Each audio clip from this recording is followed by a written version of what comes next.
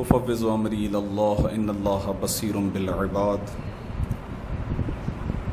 أعوذ بالله السميع العليم من الشيطان اللعين الرجيم. بسم الله الرحمن الرحيم.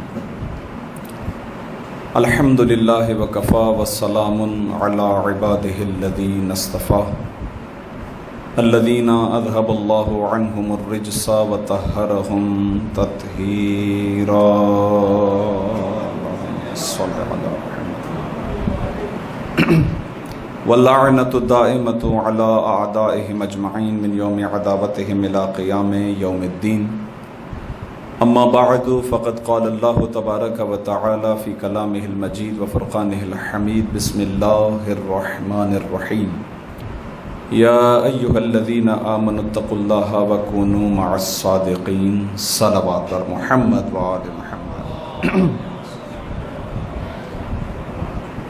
اذان گرامی قدر، نجفی ہال اور نجفی بک لائبریری کی جانب سے چھٹا سالانہ عید میلاد النبی سیمینار کا آغاز ہو چکا ہے، اور اس مقدس عبادت کے آغاز میں نہایتی واجب الاحترام برادر محترم شہزاد جمانی سے التماس کروں گا کہ وہ آئیں اور تلاوت کلام پاک کے ذریعے سے اس پروگرام کا آغاز کریں۔ صلوات ہدیہ کیجیے محمد و آل محمد علیہ الصلاۃ والسلام کی بارگاہ۔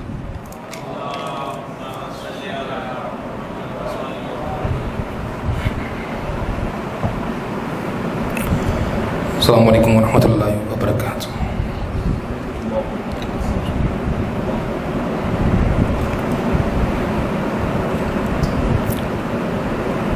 اعوذ باللہ من الشیطان الرجیم۔ بسم اللہ الرحمن الرحیم۔ ان اللہ وملائکتہ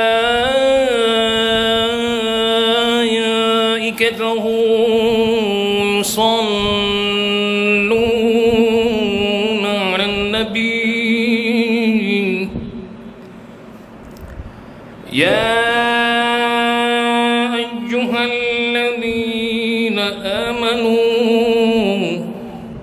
صلوا علیہ وسلموا تسلیما۔ اللہم صل علی محمد وآل محمد۔ سبحان اللہ والحمد للہ ولا الہ الا اللہ واللہ اکبر وللہ الحمد۔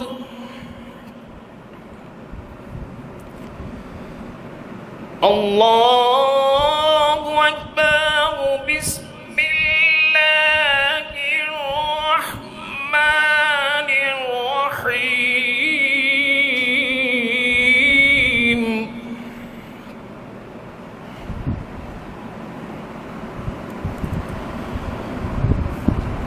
والشمس وضحاها والقمر إذا تلاها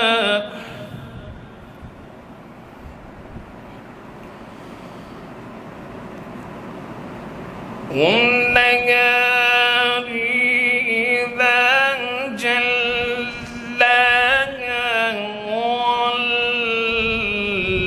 والليل إذا يغشاها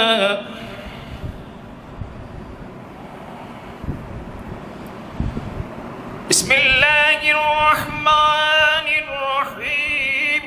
والشمس وضحاها والقمر إذا تلاها والنهار إذا جلاها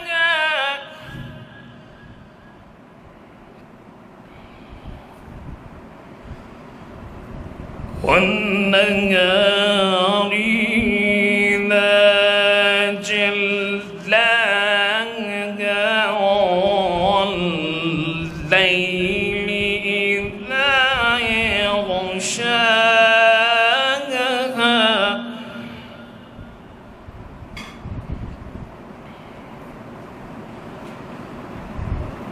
والليل إذا يغشاها والسماء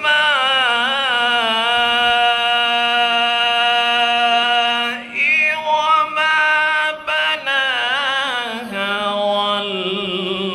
والأرض وما طحاها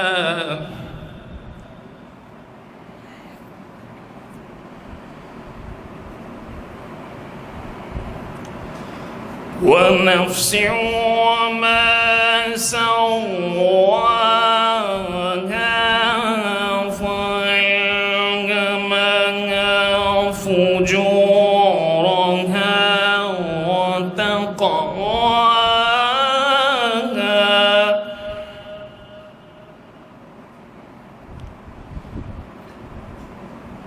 قد أفلح من زكاها وقد خاب من دساها كذبت ثمود بطغواها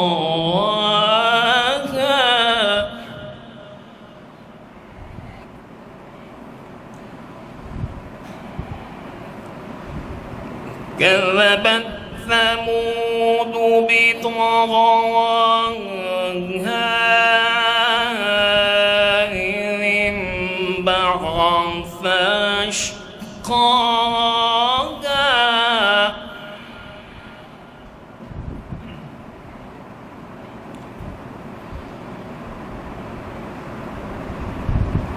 إذ انبعث أشقاها فقال لهم رسول الله ناقة الله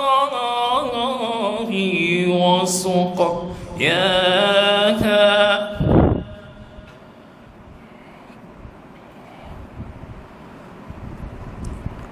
فكذبوه فعقروها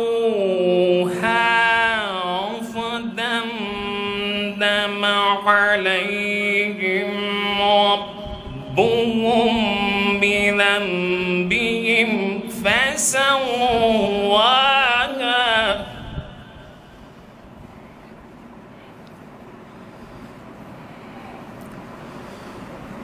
فكذبوه فعقروها فدمدم عليهم ربهم بذنبهم فسواها ولا يخاف عقباها صدق الله العلي العظيم. صلوات.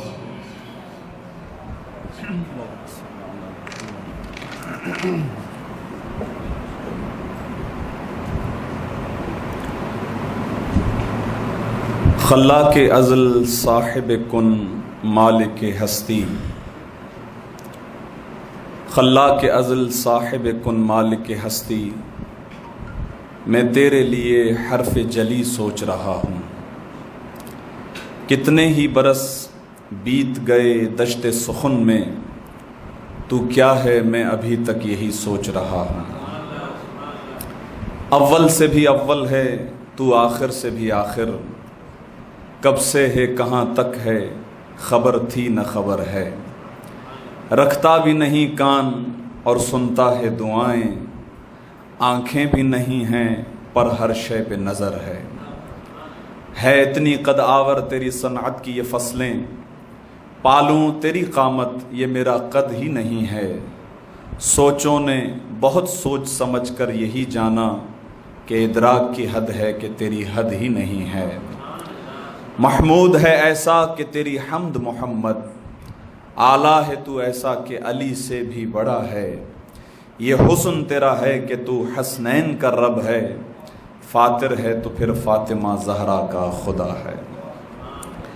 اذان گرامی قدر، اس پروگرام کا دورانیہ 1.5 گھنٹے ہے، یعنی 11 سے 12:30 بجے تک، اور میں قبل از این کے اپنے اگلے دوست برادر محترم فراز علی کو مدعو کروں، اس پروگرام میں جن بزرگ علماء سے استفادہ کرنے لگے ہیں ان میں حجت الاسلام والمسلمین قبلہ مولانا آقا مجاہد حسین دامانی جو تشریف لا چکے ہیں، اور کچھ ہی دیر میں انشاءاللہ قبلہ مولانا حجت الاسلام والمسلمین آقا میر عباس حسینی بھی تشریف لائیں گے، اور اسی طرح ہمارے بزرگ جناب سید شہاب تہذیب جعفری صاحب بھی تشریف فرما ہیں، ان سے بھی استفادہ فرمائیں گے۔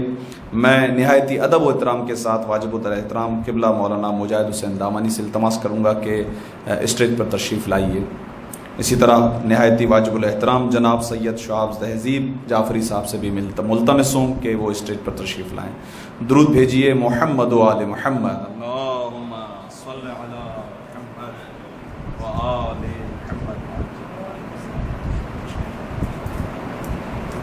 ہمارے برادر محترم نعت اور منقبت کے لیے تشریف لا رہے ہیں فراز بادامی صاحب سے التماس کرتا ہوں، صلوات بھیجیے محمد و آل محمد، اللہم صل علی محمد و آل محمد۔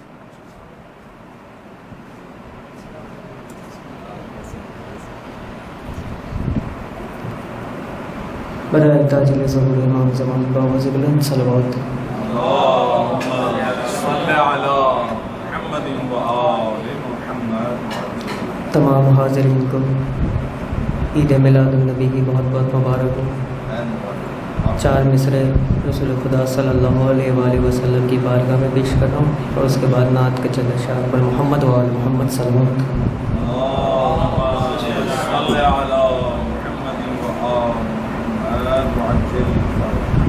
جو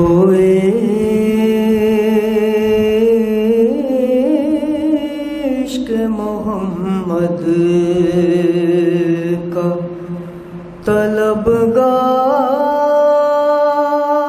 طلبگار نہیں ہے،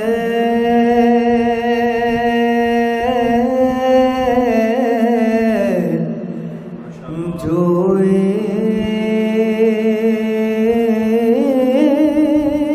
عشق محمد کا طلبگار نہیں ہے،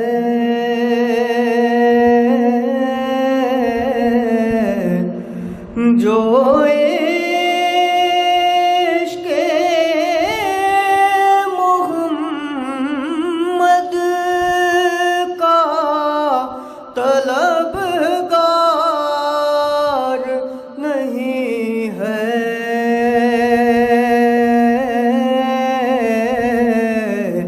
ہرگز وہ بشر صاحب کردار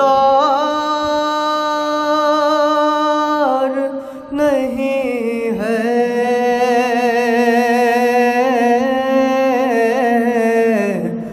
ہرگز وہ بشر صاحب کردار نہیں ہے، ہم کو تو قیامت میں بچا لیں گے محمد،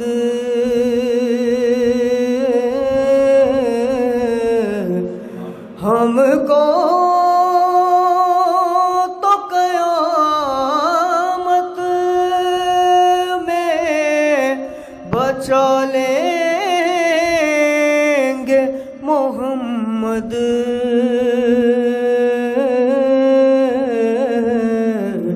وہ لوگ ڈرے جن کا مددگار نہیں ہے،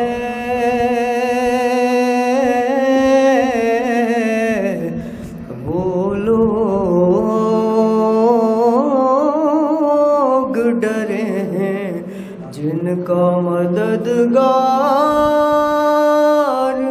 نہیں ہے جو عشق محمد کا طلبگار نہیں ہے. برائے تاجل ظہور امام زمان بآواز بلند صلوات.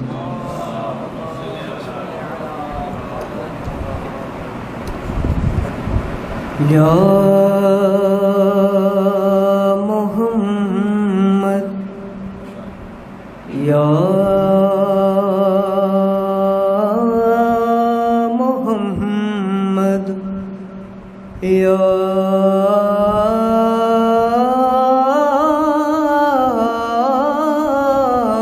محمد یا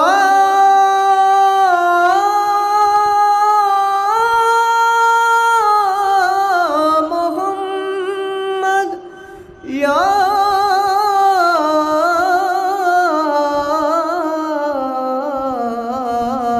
محمد یا محمد ایسی عزت آپ نے پائی کہ بس یا محمد کی شب اسرا خدا نے وہ پذیرائی کہ بس یا محمد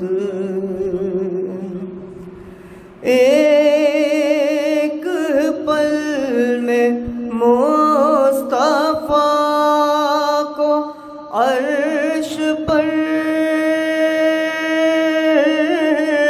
بلوا لیا.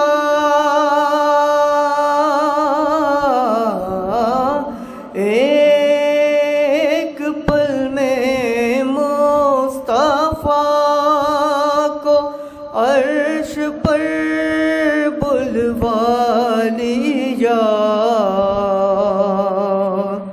اپنے بندے کی خدا کو ایسی یاد آئی کہ بس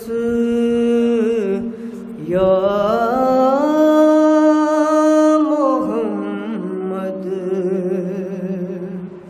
اور میں نے جلتی دھوپ میں جب چھیڑ دی نعت رسول, میں نے جلتی دھوپ میں جب چھیڑ دی نعت رسول, رحمتوں کی ہر طرف ایسی گھٹا چھائی کہ بس یا محمد. گنتے گنتے تھک گئی تاروں کی نازک انگلیاں, گنتے گنتے تھک گئی تاروں کی نازک انگلیاں. مصطفیٰ مرتضیٰ پر اتنے شیدائی کہ بس یا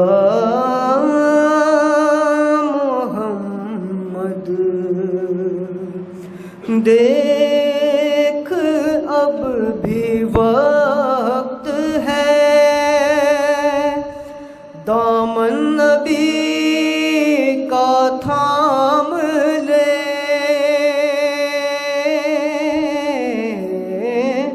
دیکھ اب بھی وقت ہے دامن نبی کا تھام لے ورنہ کل محشر میں ہوگی ایسی رسوائی کہ بس یا محمد یا محمد خوشنودی اہل بیت علیہ السلام بآواز بلند صلوات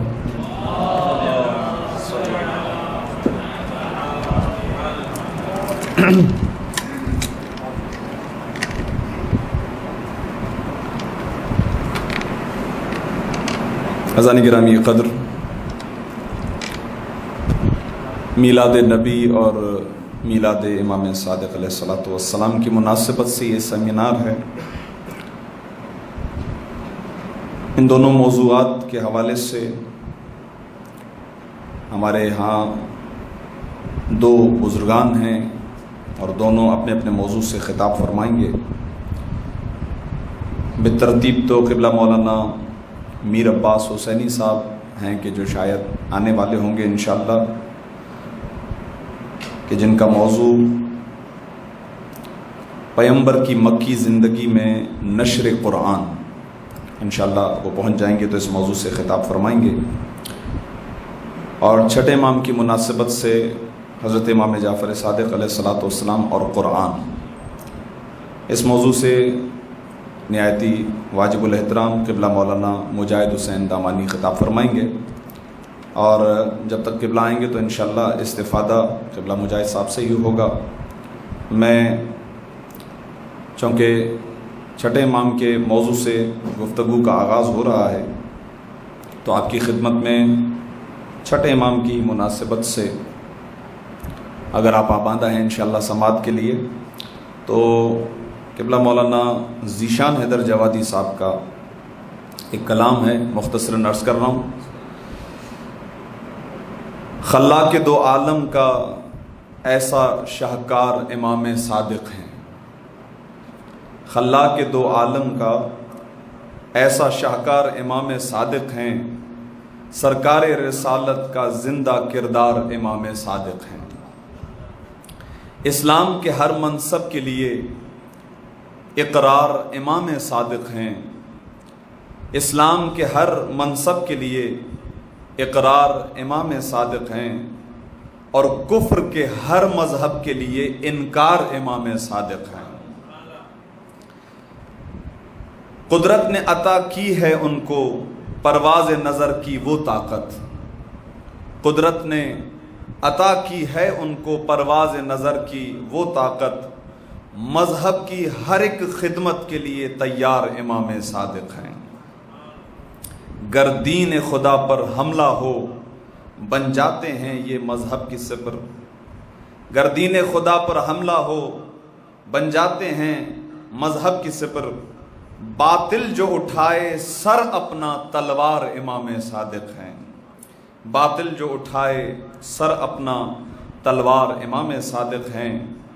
سب اہل ستم ان سے بھاگے ٹھہرا نہ کوئی ان کے آگے، سب اہل ستم ان سے بھاگے ٹھہرا نہ کوئی ان کے آگے، فرار ہیں سارے اہل ستم کرار امام صادق ہیں، فرار ہیں سارے اہل ستم کرار امام صادق ہیں۔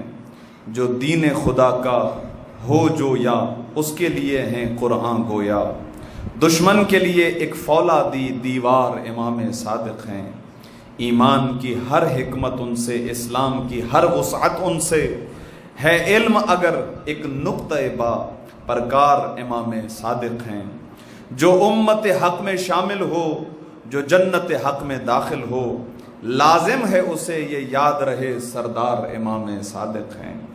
مالک سے اگر تصدیق نہیں پھر کوئی بشر صدیق نہیں، مالک سے اگر تصدیق نہیں پھر کوئی بشر صدیق نہیں، ہر دہر کی ہر سچائی کا معیار امام صادق ہیں۔ صلوات بھیجیے محمد و آل محمد۔ اب اپنی اس بزم میں خوش آمدید کہتے ہیں نہایتی واجب الاحترام قبلہ مولانا میر عباس حسینی صاحب کو، اور ان سے التماس بھی کریں گے کہ وہ اسٹیج پر تشریف لے آئیے، اور آپ ہی کا انتظار تھا، اور چونکہ آپ پہنچے اور آپ ہی کا وقت ہے انشاءاللہ۔ جیسا کہ میں نے آپ کی خدمت میں دونوں موضوعات کو آپ کی خدمت میں پیش کیا، پہلا موضوع رسول اسلام صلی اللہ علیہ وآلہ وسلم، اللہم صلی علی محمد وآلہ، پیغمبر اسلام کی مکی زندگی میں نشر قرآن، اس موضوع سے خطاب کے لیے میں نہایتی واجب الاحترام قبلہ مولانا حجت الاسلام والمسلمین مولانا میر عباس حسین صاحب سے التماس کروں گا کہ وہ زیب منبر ہوں۔ صلوات بھیجیے محمد و آل محمد، اللہم صلی علی محمد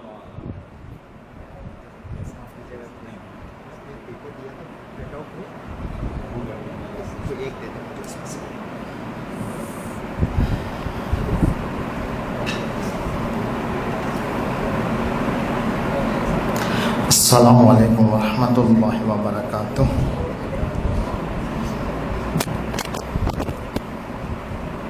اعوذ باللہ من الشیطان الرجیم، بسم اللہ الرحمن الرحیم، وبہ نستعین۔ سب سے پہلے میں آپ سب حضرات کو عید میلاد النبی کے سلسلے میں تبریک پیش کرتا ہوں۔ جیسا کہ آپ سب کو معلوم ہے کہ موضوع کے اعتبار سے جس پیرائے میں مجھے گفتگو کرنی ہے اس کا محور ہے کہ رسول خدا صلی اللہ علیہ وآلہ وسلم نے اللہم صلی علی محمد وآل محمد اپنی زندگانی مکہ میں تنزیل قرآن کس طرح سے پھیلایا اور کس طریقے سے اسے نشر کیا۔ سب سے پہلے ہمیں قرآن کی کچھ اصطلاحات کو سمجھنا ضروری ہے۔ ان اصطلاحات کے اندر ایک ہے نزول قرآن انزالی، اور دوسری اصطلاح ہے نزول قرآن تنزیلی۔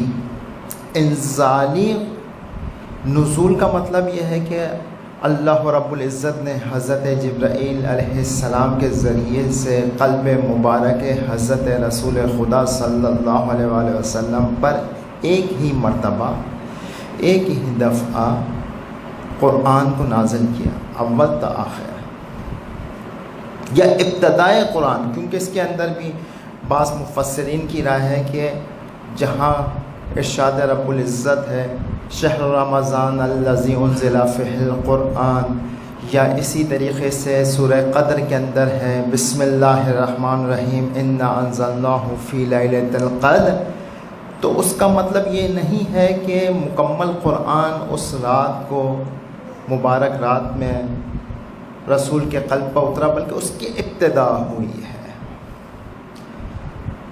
تو اس نزول کو، اس قرآن کے نازل ہونے کو کہا جاتا ہے قرآن انزالی۔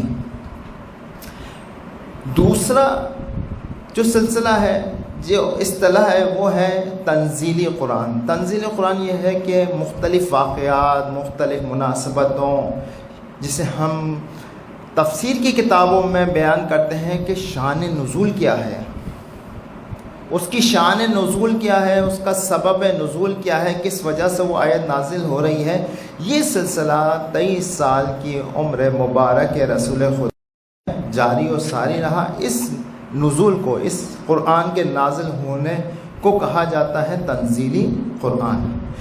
تنزیل کا معنی عربی کے اندر ہے ٹھہر ٹھہر بتدریج، جسے ہم اردو میں اپنی عام اصطلاح میں کہتے ہیں اسٹیپ بائی اسٹیپ، صحیح، یعنی رک رک کر قرآن اترا ہے۔ جیسا کہ قرآن میں بھی ارشاد رب العزت ہے لِتَقْرَأَهُ عَلَى النَّاسِ عَلَى مُقْسٍ، مقص کا معنی ہی کیا ہے؟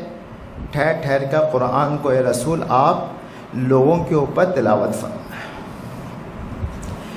یہ اصطلاح ہو گئی نزول انزالی کے حوالے سے اور تنزیلی کے حوالے سے۔ تو آج کا جو ٹاپک ہے ہمارا وہ ہے تنزیلی اعتبار سے، جو ہم کہہ رہے ہیں اپنے ٹاپک کے اندر، اپنے عنوان میں، پیغمبر اکرم صلی اللہ علیہ وآلہ وسلم کا مکی زندگی میں نشر قرآن، یعنی کہ تنزیل قرآن، یعنی قرآن جو ٹھہر ٹھہر کا اترا ہے، مکی زندگی میں جو قرآن اتر رہا ہے اسے ہمیں بیان کرنا ہے۔ وہ کتنے سورے ہیں، کون سی آیات ہیں جو سب سے پہلے اتری، کون سی وہ آیات ہیں جو سب سے آخر میں اتر رہی ہیں، اور درمیان میں کون سا وقفہ ہے، اسے ہمیں بیان کرنا یہاں پر ملحوظ خاطر ہے، اور ہم سمجھتے ہیں کہ اسی کے حوالے سے ہمیں گفتگو کرنی چاہیے۔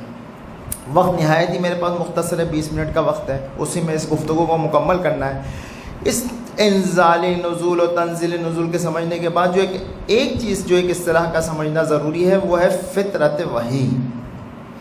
فطرت وحی وہ زمانہ ہے کہ جب اکثر مفسرین نے بیان کیا ہے کہ رسول پر جب پہلی مرتبہ غار حرا میں جو جبل نور میں واقع تھا وحی نازل ہوئی، اس پہلی وحی کے بعد ایک وقفہ آ گیا، ایک گیپ آ گیا نزول قرآن، تنزیل قرآن کے حوالے سے۔ تو 3 سال تک کوئی وحی پروردگار عالم نازل نہیں ہوئی۔ اس وقفے کو فطرت وحی کہا جاتا ہے، یعنی وحی رک گئی اس عرصے کے اندر۔ پھر وحی کا آغاز ہو رہا ہے 3 سال کے بعد۔ اب معلوم ہوا کہ 3 سال یہ گیپ آ گیا۔ اب ہم کہتے ہیں کہ 23 سال قرآن کا نزول ہے، 23 سال کے اندر یہ 3 سال کا وقفہ ہے، تو اب بچے کتنے سال؟ 20 سال۔ اصل میں پہلی 5 آیات کے بعد جو پورا قرآن کا نزول تنزیلی ہے، پورا قرآن جو نازل ہو رہا ہے وہ اصل میں 20 سال میں نازل ہو رہا ہے۔ اب 20 سال، 10 سال مکہ میں اترا ہے، اور 10 سال قرآن مدینہ میں اترا ہے تنزیلی اعتبار سے۔ تنزیلی میں آپ کو سمجھا چکا ہوں، تنزیلی اعتبار سے 10 سال کر قرآن۔ اور پہلی جو 5 آیات ہیں سورہ علق کی، وہ سب آپ سب کو آپ کے اذہان مبارک میں حفظ ہیں۔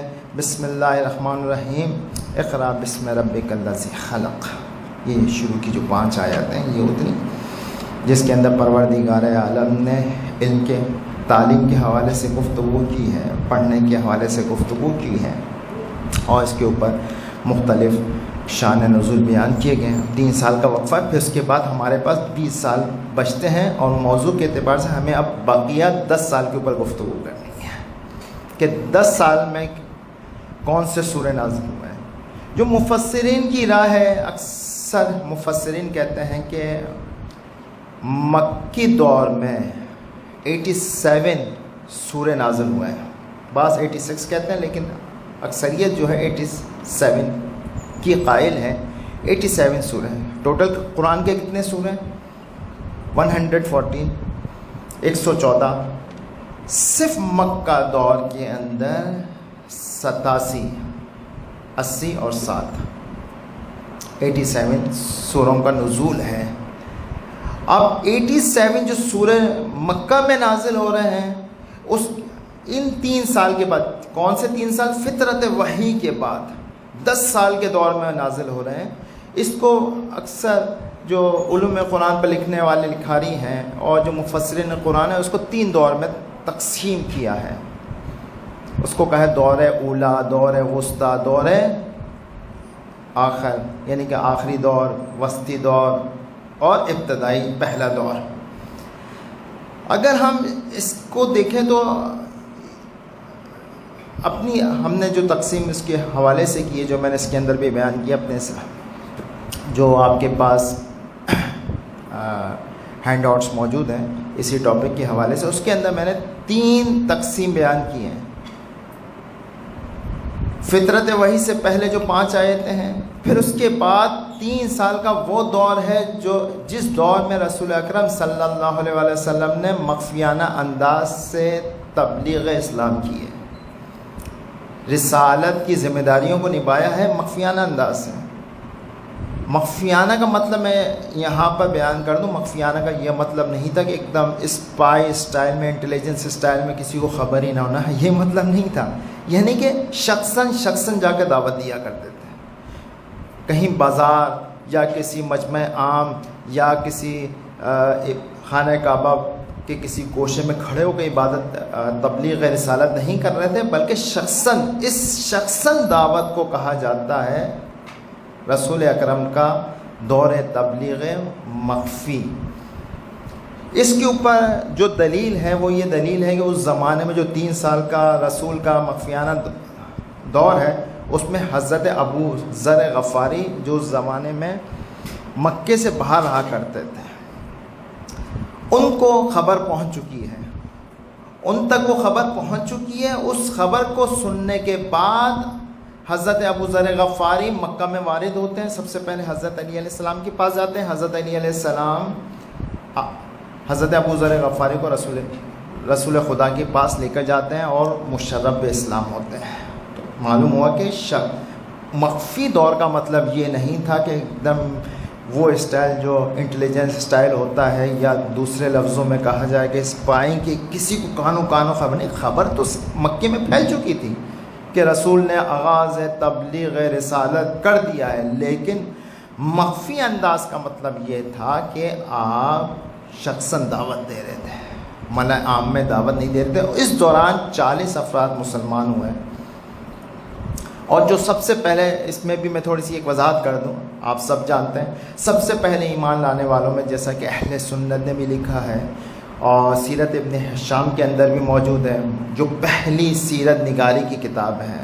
اور اس سے پہلے جو کتاب لکھی گئی سیرت ابن ہشام سے بھی جو پہلی جو کتاب موجود ہے وہ سیرت ابن اسحاق، محمد ابن اسحاق، جو اس وقت ناپید ہے، لیکن سیرت ابن ہشام موجود ہے، بازاروں میں ملتی ہیں. تو سیرت ابن ہشام کے اندر محمد ابن اسحاق سے حوالہ دیتے ہوئے جو فہرست تیار کی ہے کہ سب سے پہلے ایمان لانے والے رسول خدا میں، اس کے اندر جن شخصیات کا ذکر ہے سر فہرست حضرت خدیجہ ہیں، حضرت امیر المومنین علیہ السلام ہیں، اور حضرت زید ابن حارثہ. زید ابن حارثہ خود حضرت خدیجہ کے غلام، یہ شخصیت. اب آئیے ہم نشر قرآن کو اور واضح کر دیں.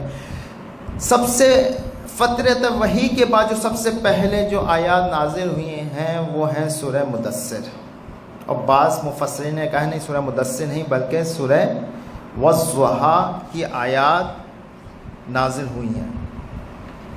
سورہ والضحیٰ اور سورہ مدثر، ان دونوں کے جو مفہوم ہیں وہ کافی دلالت کرتے ہیں کہ یہ ابتدائی آیات ہیں فطرت وحی کے بعد. سورہ والضحیٰ، بسم اللہ الرحمن الرحیم، والضحیٰ واللیل اذا سجا ما ودعک ربک وما قلی وللآخرۃ خیر لک من الاولی. قسم ہے روز روشن کی اور رات کی جب اس کی تاریکی چھا جائے، آپ کے رب نے آپ کو نہیں چھوڑا اور نہ ہی وہ ناراض ہوا ہے. یعنی 3 سال کا جو وقفہ آیا تو اس میں یہ آیت دلالت کریں اے رسول آپ کو اللہ نے چھوڑا نہیں ہے. صحیح. سورہ مدثر، بسم اللہ الرحمن الرحیم، یا ایھا المدثر قم فانذر وربک فکبر وثیابک فطہر والزجر فاہجر ولا تمنن تستکثر ولربک فاصبر فاذا نقر فی الناقور فذلک یومئذ یوم عسیر. اے چادر اوڑھنے والے اٹھیے اور تنبیہ کیجیے، اٹھیے اور تنبیہ کیجیے. یہ آیت دلالت کری کہ رسول کو کہا جا رہا ہے کہ آپ جا کر اب تبلیغ کو آگے بڑھانا شروع کر دیں. تو یہ مخفی دور میں 40 افراد مسلمان ہوئے، اور اس مخفی دور کے اندر جو صورتیں نازل ہوئی ہیں ان صورتوں کو میں نے تفصیل کے ساتھ اپنے اس ہینڈ آؤٹس کے اندر لکھ دیا ہے، اور اس کے اندر سورہ مدثر پہلا سورہ، پھر اس کے بعد سورہ مزمل ہے، سورہ قلم ہے، سورہ فاتحہ ہے، سورہ تبت یدا ابی لہب ہے، سورہ تکویر، سورہ اعلیٰ، سورہ ضحیٰ، الف لام، یہ الف لام میم نشرہ ہے، الف لام اور نشرہ کو ذرا اسپیس دے دیجیے گا۔ سورہ عصر ہے، عادیات ہے، تکاثر ہے، کافرون ہے، سورہ معون ہے، سورہ فیل ہے، اخلاص ہے، نجم ہے، عبس ہے، سورہ قدر ہے، سورہ تین ہے، سورہ قریش، سورہ قاریہ، سورہ قیامت، سورہ حمزہ، سورہ مرسلات، سورہ قاف، سورہ بلد، سورہ تاریخ، سورہ مریم، سورہ طہ، سورہ واقعات، سورہ زاریات، سورہ غاشیہ، سورہ نوح، سورہ طور، سورہ نبا، سورہ نازیات، سورہ انفطار، سورہ انشقاق، سورہ ملک، سورہ دہر، سورہ لیل، سورہ فجر، سورہ شمس، سورہ بروج، سورہ حاقہ، سورہ معارج، سورہ کہف، سورہ حامیم سجدہ، سورہ شورا، یہ سورہ ہیں۔ اب اس کے اندر جو، کیونکہ وقت نہایت ہی کم ہے، اس وقت تقریباً 4 منٹ میرے باقی بچتے ہیں، 4 سے 5 منٹ کا ٹائم ہے میرے پاس، اسی میں ان چیزوں کو بیان کرنا ہے کہ میں نے اس کو یہاں پر خلاصہ کر دیا کہ ان سوروں کے پر جن موضوعات پر خدا نے رسول سے اور اس زمانے کے لوگوں سے گفتگو کی ہے، ان گفتگو کے موضوعات کیا تھے، خطاب کس حوالے سے کیا جا رہا تھا۔ ایک چیز تو مسلم ہے، اس زمانے کے لوگوں سے عقائد کے حوالے سے زیادہ گفتگو کی ہے، عقائد توحید کے حوالے سے، توحید کے اوپر جو دلائل ہیں اس کو بیان کیا گیا ہے، رسالت کے اوپر جو دلائل ہیں، اور توحید و رسالت کے بعد اگر سب سے زیادہ جو گفتگو ان سوروں میں، سورہ مکی کے سوروں میں ملتی ہے، وہ ہے معاد کی بحث پر۔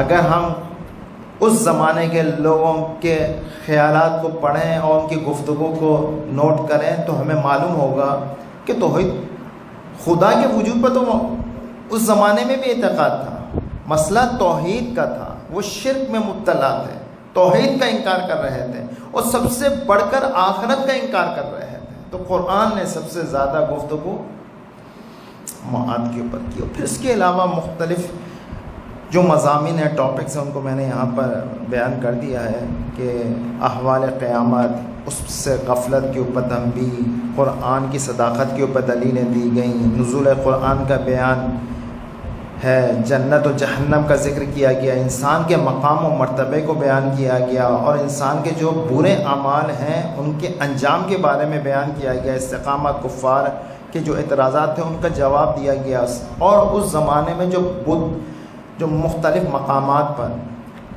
خانہ کعبہ میں، صفا و مروہ میں رکھے ہوئے تھے، ٹھیک ہے، اس کے حوالے سے بیان کیا گیا، اور حتیٰ کہ جو صفا و مروہ پر بت رکھے ہوئے تھے جس کے اوپر یہ بڑے قبائل وہاں کے اکڑتے تھے، تو قرآن نے کہا ان الصفا و مروہ من شعائر اللہ، کہ یہ صفا و مروہ بتوں کی جگہ نہیں بلکہ شعائر اللہ ہے، ٹھیک ہے۔ پھر اعلانیہ دور تبلیغ کا آغاز ہوا ہے، 3 سال خاموشی، پھر 3 سال مخفی دور، 6 سال گزر گئے۔ اب 6 سال میں ہمارے پاس مکی جو دور ہے ٹوٹل 13 سال کا ہے، اب 13 سال میں سے ہم 6 سال نکال دیتے ہیں، اب بچتے ہیں 7 سال۔ اب 7 سال میں جو یہ اعلانیہ دور ہے، اعلانیہ دور 2 حصوں میں تقسیم ہے، معراج سے پہلے اور معراج کے بعد کا تاہجرت۔ اس کے اندر جو سورے نازل ہوئے ہیں ان کو بھی میں نے ترتیب سے بیان کر دیا ہے، کیونکہ مخفی دور کے اندر 36 سورے نازل ہوئے ہیں، اور یہ اعلانیہ دور تبلیغ میں 36 ہیں، اور بقیہ سورے مخفی دور کے اندر نازل ہوئے ہیں۔ مکی زندگی کے جو اعلانیہ دور تبلیغ کے جو سورے ہیں، اس میں سورہ کوثر کو بیان کیا گیا ہے، سورہ قمر کو بیان کیا گیا ہے، سورہ صاد کو، سورہ سبا کو، مومن کو، زخرف کو، رحمان کو، جاسیہ کو، زمر کو، انبیاء، اور سورہ سجدہ، سورہ دخان، سورہ روم، سورہ صافات، سورہ قصص، سورہ نمل، سورہ لقمان، اور سورہ فرقان، سورہ شعراء، سورہ احقاف، اور سورہ جن، سورہ ہجر، سورہ فاتح، سورہ آراف، سورہ یاسین، سورہ بنی اسرائیل، سورہ یونس، سورہ ہود، سورہ یوسف، سورہ انعام، سورہ نحل، سورہ ابراہیم، سورہ مومنون، سورہ عنکبوت، سورہ متوفین، اور سورہ رعد۔ ان سوروں کے اندر جو موضوعات ہیں ان کو بھی یہاں پر بیان کیا گیا ہے کہ جو موضوعات جو اس کے اندر موجود ہیں وہ توحید، رسالت، اور آخرت کو بیان کیا گیا ہے، اور انبیاء کرام کی جو تکذیب اس زمانے کے کفار اور مشرکان مکہ کر رہے تھے، ہاں، ان قوموں کی کے قصے گزشتہ قوموں کو سنا کر، یعنی گزشتہ قوموں کے قصے ان کو سنا کر بیان کیا گیا کہ پچھلی امتوں نے بھی انبیاء کی تکذیب کی، اور تم بھی تکذیب کرو گے تو تمہارا حال بھی وہی ہوگا جو گزشتہ امتوں کا ہوا ہے۔ قوم سبا کی ناشکری کا انجام بیان کیا گیا، تخلیق انسان کو بیان کیا گیا، سورہ روم میں مسلمانوں کی غلبے کی نوید کو بیان کیا گیا، جب سورہ روم کے اندر سلطنت روم اور سلطنت ایران کے قصے کو بیان کر کر مسلمانوں کو یہ نوید دی گئی کہ انشاءاللہ مسلمانوں کو بھی غلبہ نصیب ہوگا۔ پیغمبر کا تمسخر اڑانے والوں پر جو کفار پر تنبیہ بیان کی گئی انہی سوروں میں بیان کی گئی۔ سورہ انبیاء میں بتوں کی مذمت کی گئی، سورہ روم میں رومیوں کے غلبے کی خبر دی گئی، اصحاب کہف کا ذکر کیا گیا، والدین۔ اب پھر اس کے بعد سورہ معراج اور شب معراج کے بعد وہاں پر اخلاقی اعمال پر بھی توجہ دی جانے لگی، جس کے اندر والدین کا احترام، نماز، زکوٰۃ، قربانی کا بیان، حضرت نوح، حضرت موسیٰ، حضرت ہارون اور حضرت یونس اور حضرت ابراہیم کی جو قربانی ہے اس کو بیان کیا گیا۔ سورہ صافات میں جو 9 بعثت کو نازل ہوا، اور سورہ نمل میں قوم فرعون کا قصہ بیان کیا گیا، قوم سمود کا یعنی قوم عاد کا قصہ بیان کیا گیا، سورہ لقمان میں حضرت لقمان کی نصیحتوں کو بیان کیا گیا، چونکہ حضرت لقمان کے حوالے سے اس زمانے کے عرب لوگ جانتے تھے، تاکہ ان کے دلوں میں ایک تثبیت بہتر انداز سے قائم ہو سکے، تو ان قصوں کو بھی قرآن نے بیان کیا۔ اور اس لیے سورہ بنی اسرائیل میں ہم دیکھتے ہیں کہ ہجرت کی طرف اشارہ کیا گیا، اور سورہ یوسف میں حضرت یوسف کا قصہ بیان کیا گیا، جو 13 بعثت کو نازل ہونے والا سورہ ہے مکی دور میں۔ 13 بعثت کا مطلب یہ ہے کہ رسول کا وہ آخری سال کہ اس کے بعد رسول ہجرت کر رہے ہیں مدینہ کی طرف۔ اور اس کے ساتھ ہی میرا وقت بھی ختم ہوا، اور میں آپ لوگوں سے التماس سے دعا کروں گا، اور اس کے ساتھ ہی اس بات کی طرف بھی اشارہ کروں گا کہ یہ موضوع ایسا ہے کہ اس کے اوپر بہت کم کام ہوا ہے، ادھر سے بھی ادھر سے بھی، یہ عام خاصہ کی طرف سے بھی اور عامہ کی طرف سے بھی۔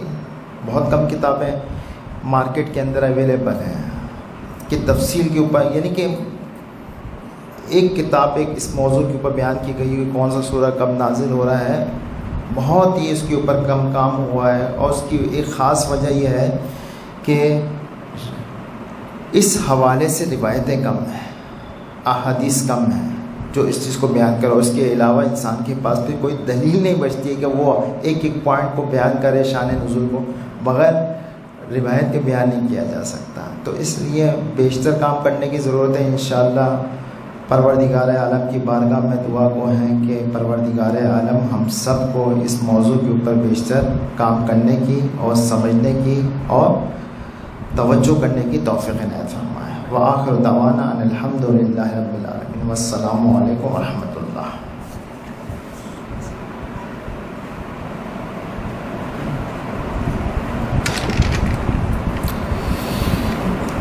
باواز بلند درود ہدیہ کیجیے محمد و آل محمد۔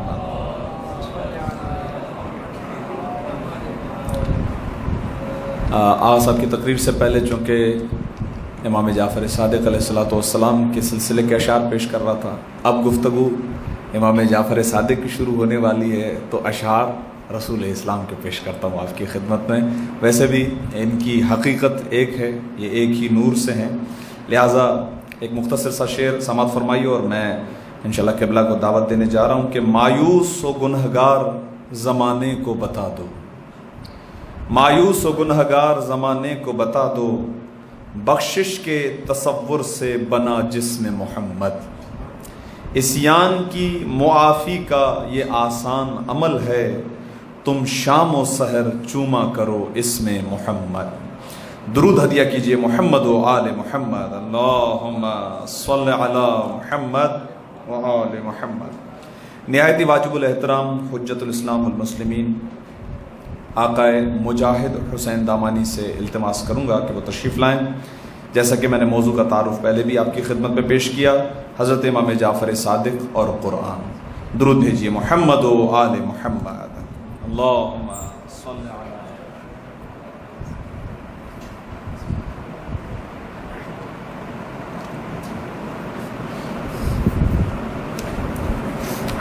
اعوذ باللہ من الشیطان الرجیم، بسم اللہ الرحمن الرحیم۔ اللہم صل علی محمد وآل محمد وعجل فرجہم ولعنت الدائمۃ علی اعدائہم اجمعین۔ رب اشرح لی صدری ویسر لی امری واحلل عقدۃ من لسانی یفقہوا قولی۔ سامعین کرام، ریسرچ پیپر کا عنوان آپ تک پہنچ چکا تھا کہ تحقیق کا عنوان تھا ہمارے اور آپ کے چھٹے امام جعفر صادق علیہ الصلاۃ والسلام کی اللہم صل علی محمد وآل محمد کی زندگی میں قرآن کے حوالے سے کیا اسوہ ہے اور کس طریقے سے قرآن کے ذریعے سے ہمارے مولا نے تبلیغ کی ہے اور کس طریقے سے استدلالات کیے ہیں قرآن مجید کی آیات سے۔ 5 حصوں پر مشتمل یہ تحقیق ہے، جس میں چھٹے امام کی زندگی سے متعلق وہ چیزیں جو قرآن سے ربط رکھتی تھیں احادیث سے ذکر کی گئی ہیں۔ اگرچہ کہ قرآن مجید بھی فضائل محمد و آل محمد صلی اللہ علیہ وآلہ وسلم اللہم صل علی محمد و آل محمد سے خالی نہیں ہے، لیکن آپ سب جانتے ہیں کہ چند مصلحتوں کی بنا پر ہمارے ائمہ کے نام لفظاً قرآن مجید میں موجود نہیں ہیں، ورنہ جہاں سورہ احزاب کے اندر خداوند متعال ارشاد فرماتا ہے لَقَدْ كَانَ لَكُمْ فِي رَسُولِ اللَّهِ أُسْوَةٌ حَسَنَةٌ کہ بے شک تمہارے لیے اللہ کے رسول کی زندگی میں نمونہ عمل ہے۔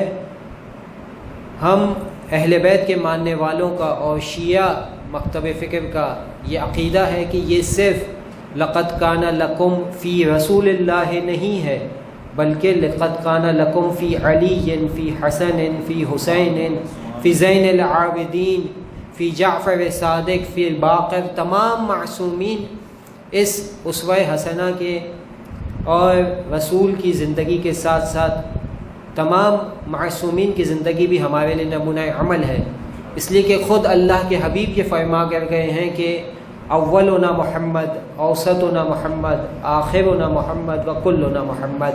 صلوات پڑھیں محمد و آل محمد، صلی علی محمد و آل محمد۔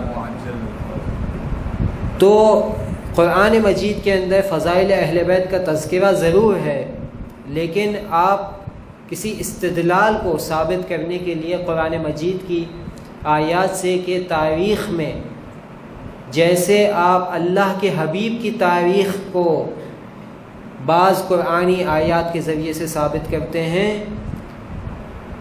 ان کے بعد آنے والے اماموں کی تاریخ کو قرآن مجید کی آیات سے مصداقاً ذکر نہیں کر سکتے ہیں۔ تو اس لیے سہارا لیا جاتا ہے احادیث کا، چونکہ اللہ کے حبیب خود کہہ کے گئے تھے کہ ما ان تمسکتم بہما، اگر تم قرآن اور حدیث، قرآن اور میری اطاعت سے متمسک رہو گے لن تضلوا بعدی، ہرگز گمراہ نہیں ہوگے۔ تو یہاں بھی جو حوالے دیے گئے ہیں وہ احادیث کے ہیں، اگرچہ موضوع قرآن سے متعلق ہے، حوالے احادیث سے ہیں کہ امام جعفر صادق علیہ السلام کی زندگی میں اللہم صل علی محمد و آل محمد قرآن مجید کی ترویج کیسے کی گئی۔ تو سب سے پہلا حصہ اس چیز پر مشتمل ہے کہ علوم قرآنی چھٹے امام کی زندگی میں چھٹے امام خود آگے بڑھتے ہیں اور تعلیم دیتے ہیں، حتیٰ شیعہ اور اہل سنت دونوں منابع فکر اور دونوں مکاتب فکر کے اندر یہ بات ثابت شدہ ہے کہ تمام تاریخی حوالوں میں جہاں بھی شاگردوں کا ذکر ہوا، سب سے زیادہ شاگرد جس یونیورسٹی میں موجود تھے وہ چھٹے امام جعفر صادق علیہ السلام کی یونیورسٹی میں موجود تھے۔ اللہم صلی علی محمد و آل محمد۔ حتیٰ اہل سنت کے جو 4 مشہور فقہ کے امام ہیں، ان کا بھی یہ جملہ ہے کہ 4,000 4,000 شاگرد چھٹے امام کی زندگی میں علوم قرآنی کو حاصل کیا کرتے تھے۔ مکتب تشیع کی کتابوں میں اور منابع میں جو تذکرہ ملتا ہے، اس میں سے ایک حوالہ یہاں آپ کے خدمت میں پیش کیا گیا ہے۔ یوسف بن محمد اور علی بن محمد سیار، یہ دونوں اپنے گھر والوں کے ساتھ جاتے ہیں چھٹے امام کی خدمت میں۔ چھٹے امام یہ کہتے ہیں کہ تم اپنے ان دونوں بیٹوں کو، جن دونوں بیٹوں کو یہ دونوں لے کر گئے تھے، ان دونوں بیٹوں کو میرے پاس چھوڑ دو تاکہ یہ قرآن کی تعلیم کو حاصل کریں۔ میں نے آپ سے عرض کیا تھا جیسے اللہ کے حبیب کی زندگی ہمارے لیے نمونہ عمل ہے، چھٹے امام کی زندگی بھی ہمارے لیے نمونہ عمل ہے۔ جس طریقے سے ہم اپنے بچوں کو اسکول میں چھوڑ کر جاتے ہیں، چھٹے امام ان دونوں سے کہہ رہے ہیں اپنے دونوں بچوں کو ہمارے پاس قرآن کی تعلیم سیکھنے کے لیے لے کر آؤ۔ اور صرف یہی نہیں، یہ دن رات چھٹے امام کے پاس رہتے ہیں اور ان دونوں کے والدین آتے جاتے رہتے ہیں اور ان کی احوال پرسی کرتے رہتے ہیں، یہاں تک کہ چھٹے امام کہتے ہیں کہ تم نے قرآن مجید کو اس قدر سیکھ لیا ہے کہ اب قرآن مجید تمہاری شان اور عظمت کا باعث بنے گا۔ یہ خوش ہو جاتے ہیں، ان کے والدین بھی خوش ہو جاتے ہیں۔ تو یہ دونوں بیٹے اس وقت چھٹے امام سے سوال کرتے ہیں۔ امام حسن عسکری علیہ السلام کے زمانے میں صلوات پڑھیں محمد و آل محمد، صلی علی محمد و آل محمد، کہ کیا ہم قرآن کی تمام حقیقتوں تک پہنچ گئے ہیں؟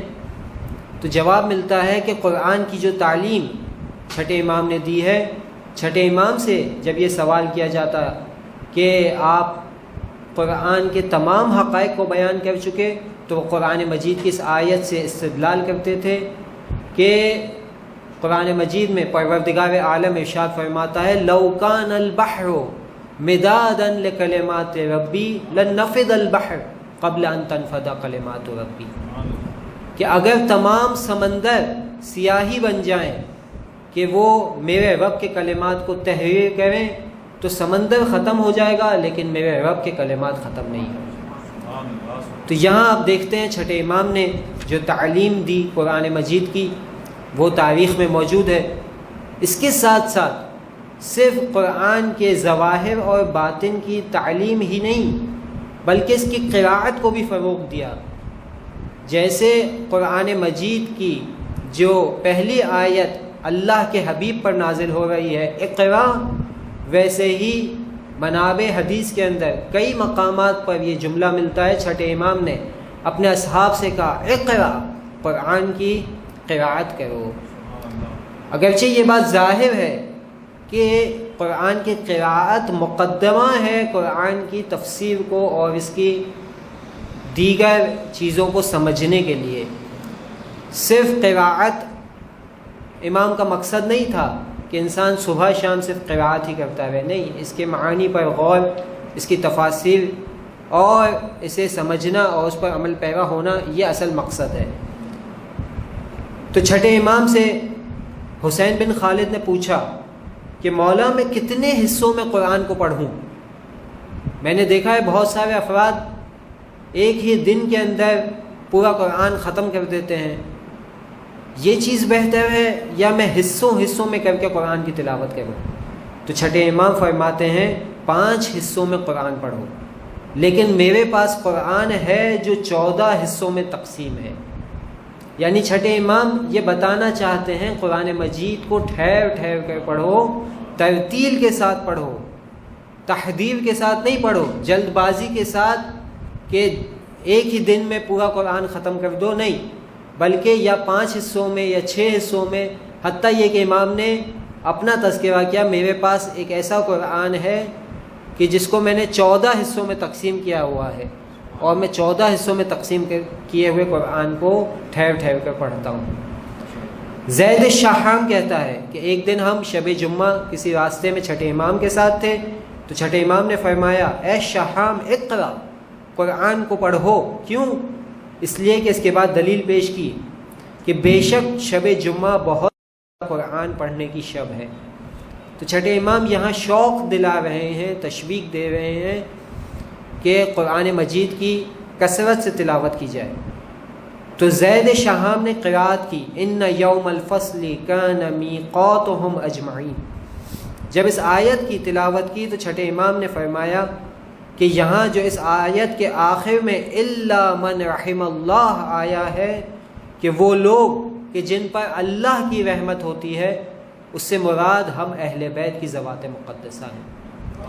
اللہم صل علی محمد وآل محمد۔ اور ہم نے تو اس بات کو آسانی سے سمجھ لیا کہ اللہ کی رحمت ان افراد پر ہے، لیکن علامہ ہلی اسی جملے کو کہ اللہ کی رحمت کن لوگوں پر ہے، صرف لفظ رحمت کو تفصیل سے پیش کرتے ہیں اور اس کی تفسیر کرتے ہیں کہ رحمت اللہ وسعت کل شیء، اللہ کی رحمت یہ کون سی رحمت ہے جو اہل بیت پر ہے؟ یہ ایسی رحمت ہے جو ہر چیز پر وسعت رکھتی ہے اور ہر چیز اس کے احاطے میں آتی ہے۔ اسی طریقے سے ایک دفعہ چھٹے امام قرآن مجید کی تلاوت کرتے کرتے گش کھا جاتے ہیں، بے ہوشی طاری ہو جاتی ہے۔ جب افاقہ ہوتا ہے تو ان سے سوال کیا جاتا ہے کہ وہ کیا چیز ہے جو سبب بنی کہ آپ اس حالت کو پہنچ گئے؟ تو چھٹے امام نے جواب دیا اس سوال کا معنی کیا ہے جب کہ میں قرآن مجید کی تکرار کر رہا ہوں اور یہ ایسی آیت ہے کہ میں اس حال تک پہنچا ہوں جیسے بالمشافہہ ڈائریکٹلی اپنے پروردگار سے جو ان آیات کو نازل کرنے والا ہے اس سے ان آیات کو سن رہا ہوں۔ حتیٰ آیات قرآنی کی مختلف جگہ پر چھٹے امام نے تفاسیر پیش کی، جن میں سے ایک مورد اور ایک مصداق یہاں ذکر کیا گیا ہے۔ چونکہ چھٹے امام کا زمانہ ایسا زمانہ تھا کہ جس زمانے میں مختلف عقائدی فتنوں نے سر اٹھایا تھا، ان میں سے ایک فتنہ یہ تھا کہ قیامت کے دن انسان اپنی ان ظاہری آنکھوں سے پروردگار عالم کو دیکھے گا۔ تو اس عقیدے کا بنیاد سے ہی چھٹے امام نے انکار کیا اور اس کا استدلال قرآن مجید کی آیتوں سے کیا، چونکہ جو سامنے والے مد مقابل اس فتنے کے سرغنہ افراد تھے وہ بھی قرآن مجید سے استدلال کر رہے تھے۔ انہوں نے قرآن مجید کی اس آیت سے جس میں دونوں دفعہ ناظرہ کا لفظ آیا ہے، جو اردو میں ناظرہ ہی پڑھا جائے گا لیکن عربی میں ایک دفعہ ناظرہ پڑھا جائے گا ضاد کے ساتھ اور ایک مرتبہ زوئیں کے ساتھ ناظرہ پڑھا جائے گا۔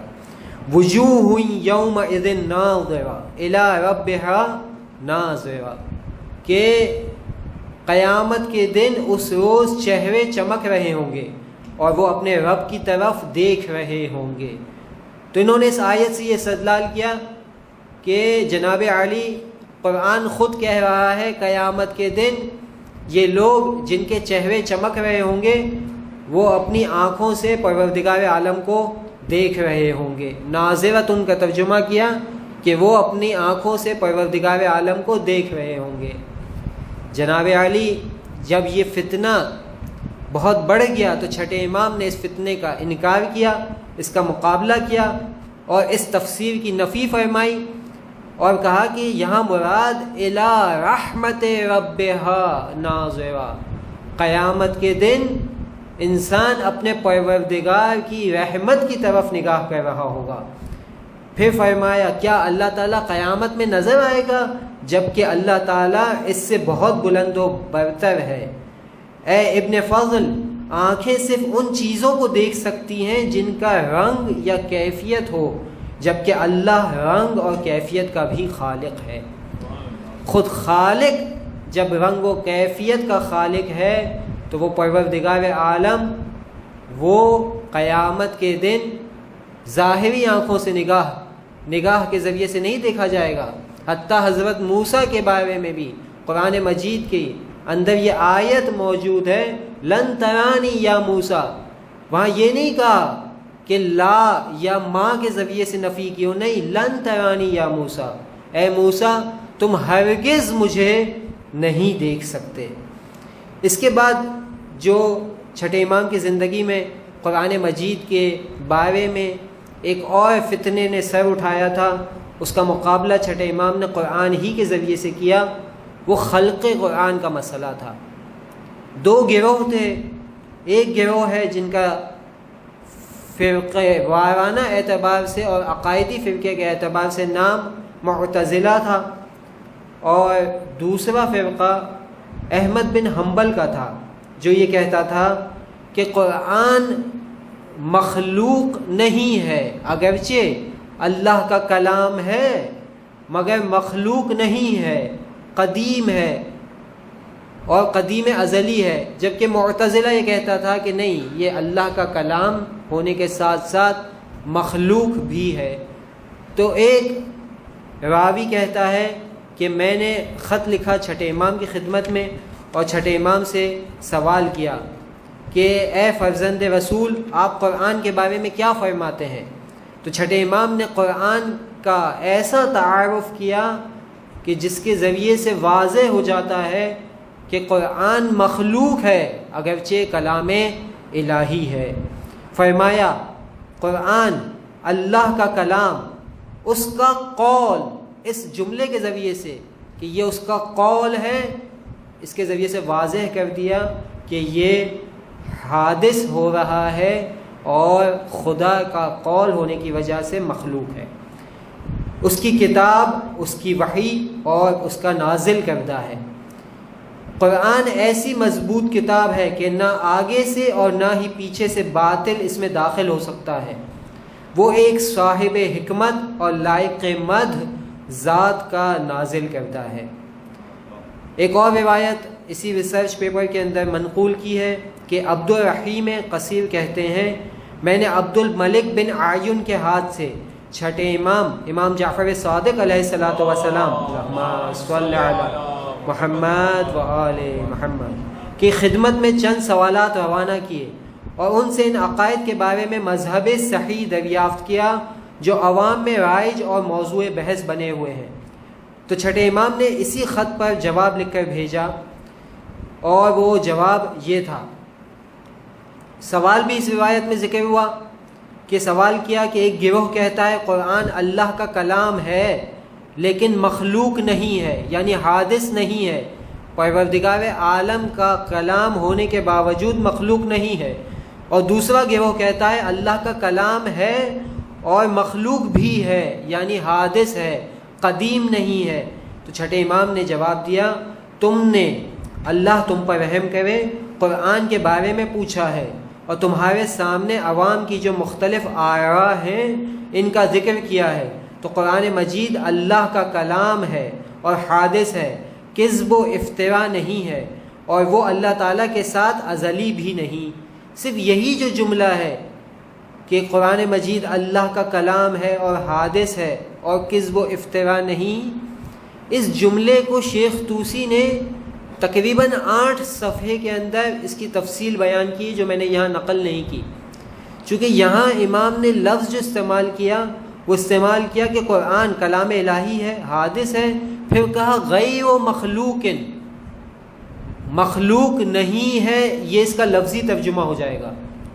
جو مائل ہوگا اس عقیدے کی جانب کہ جو یہ کہتا ہے قرآن مخلوق نہیں ہے, جبکہ عرف کے اعتبار سے جب کبھی بھی یہ جملہ آ جائے کہ یہ فلاں کا کلام ہے, یہ فلاں کا قول ہے, اس کے بعد جب یہ جملہ آتا ہے غیر و مخلوق, تو اس کا مطلب یہ نہیں ہوتا کہ یہ خلق شدہ نہیں ہے, بلکہ ما سبق اور اس سے پہلے والا جو جملہ ہے وہ قرینہ ہے اس بات پر کہ جب یہ اللہ کا کلام ہے, یہ اس کا قول ہے, تو یہ غیر و مکذوب ہے, یہ کذب نہیں ہے, یہ گڑھی ہوئی بات نہیں ہے. غیر و مخلوق یعنی گڑھی ہوئی بات نہیں ہے، وہ اللہ تعالیٰ کے ساتھ ازلی بھی نہیں، اور اللہ اس سے بہت بلند و برتر ہے۔ اللہ عز و جل موجود تھا اور اس کے سوا کوئی شے معروف و مجہول موجود نہ تھی۔ اللہ تعالیٰ موجود تھا حالانکہ نہ متکلم تھا، نہ مرید، نہ متحرک تھا، نہ فاعل۔ ہمارا رب ان سب سے بزرگ و برتر ہے۔ یہ تمام صفات و کیفیات اس وقت وقوع پذیر ہوتی ہیں جب اس ذات احدیت سے صادر ہوتی ہیں۔ ہمارا رب بزرگ و برتر ہے۔ قرآن اللہ کا کلام ہے جسے جھٹلایا نہیں جا سکتا۔ یہاں دوبارہ وہی لفظ استعمال کیا عربی کے اندر، غیر مخلوق۔ یہاں بھی یہی کہا کہ اسے جھٹلایا نہیں جا سکتا، اسے گڑھا ہوا سمجھا نہیں جا سکتا۔ اس میں تم سے پہلے گزرنے والوں اور تمہارے بعد آنے والوں کی خبریں ہیں۔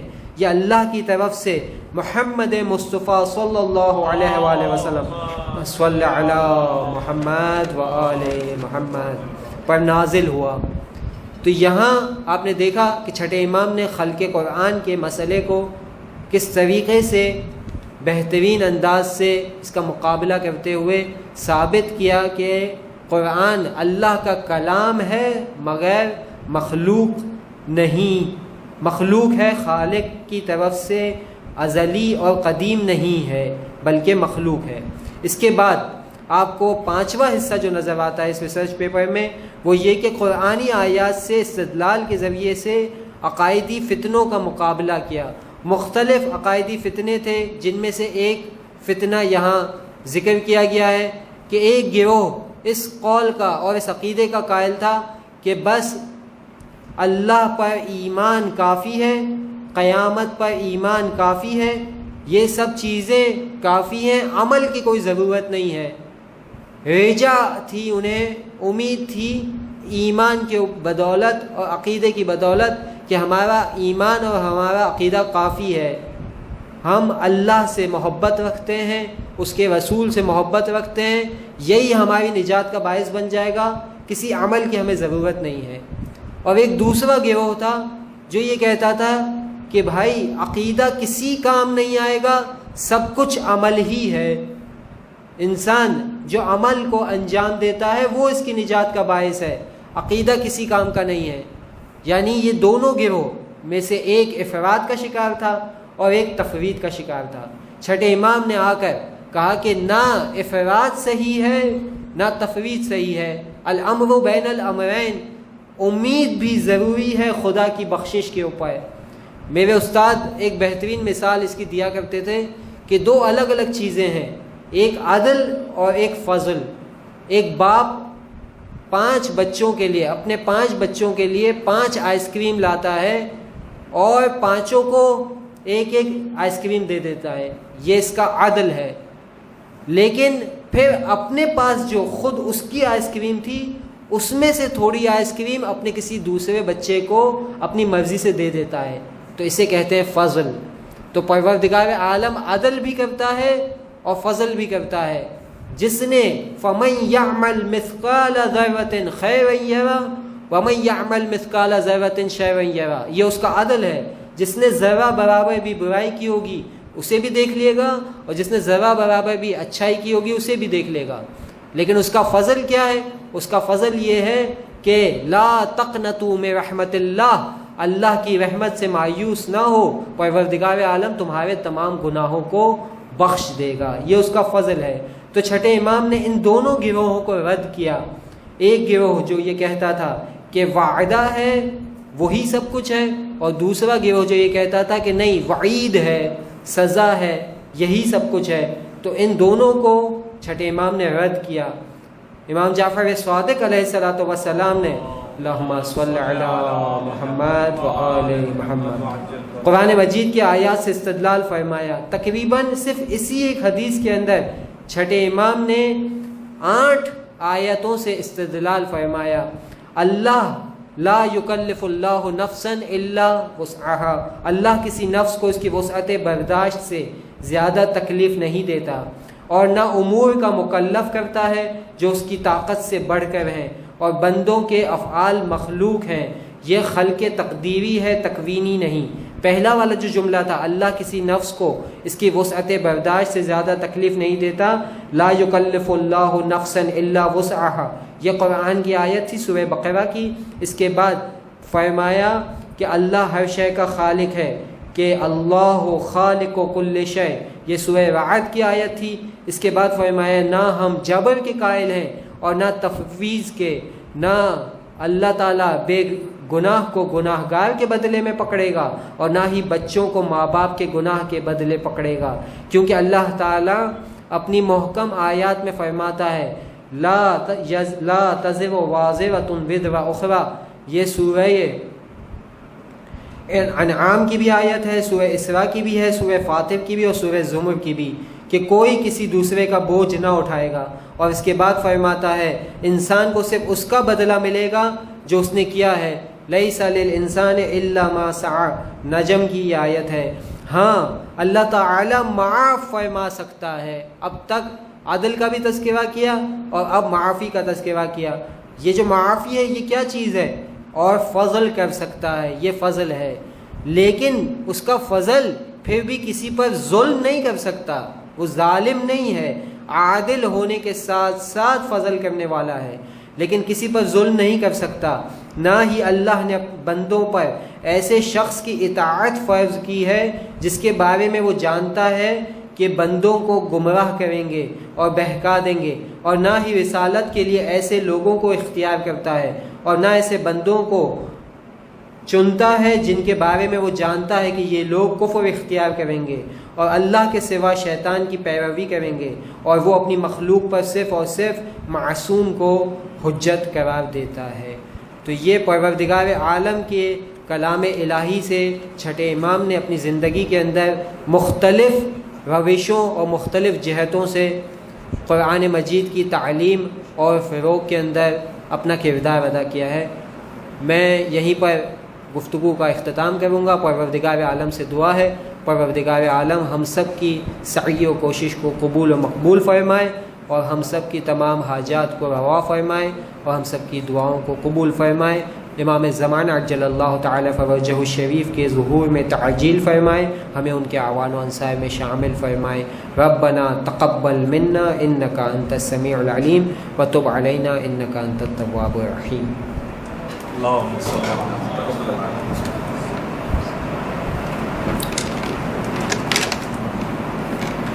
حضرات گرامی قدر، چونکہ وقت بہت ہی ختم ہونے کے قریب ہے اور یہ تقریب بھی اپنے اختتامی مراحل میں وارد ہے، اسی لیے میں بغیر کسی فاصلے کے ملتمس ہوں اس سیمینار جو نجفی ہال اور نجفی کیسٹ لائبریری کی جانب سے چھٹا سالانہ عید جشن میلاد الصادقین مناسبت ہے، بس میں اسی پروگرام کے خلاصے اور نتیجے کے لیے میں ملتمس ہوں جناب سید شہاب تہذیب جعفری صاحب سے کہ وہ تشریف لائیں۔ صلوات بھیجیے محمد و آل محمد۔